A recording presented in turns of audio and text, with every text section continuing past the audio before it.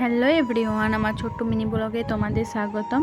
তো আমরা আজকে এসেছি একটা অন্নপ্রাশন বাড়িতে। তো ওখানে বসে বসে খুব বোরিং ফিল লাগছিল বলে একটা কাকিমা বলল এখানে একটা শিব মন্দির আছে।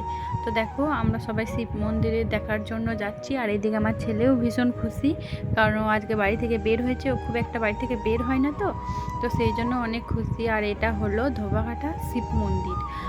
আর এই ধোবাঘাটা গ্রামে আমার এই ফার্স্ট টাইম আসা।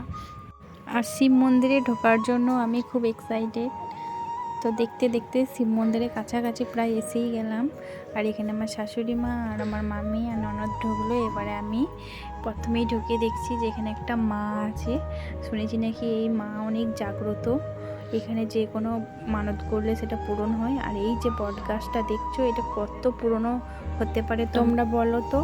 আর এখানে শুনেছি যেই আসে সেই কিছু না কিছু মানত করে আর সেটা পূরণ হয়। তো আমি ওই ছোট্ট করে একটা মানত করলাম, যদি পূরণ হয় আবার এসে পুজো দিয়ে যাব। আর এখানে গিয়ে দেখো হর হর মহাদেব, এই মহাদেবের উপর শিবরাত্রির উপলক্ষে কিন্তু এখানে 7 দিন মেলা হয়, অনুষ্ঠান হয়। অনেক দূর দূরান্ত থেকে মানুষ আসে দেখতে এখানে। এবার ভাবছি আমরাও আসবো মেলা দেখতে। আর এখানে দেখো অনেক পুরনো পুরনো গাছ, আর সামনে এটা খেলার মাঠ।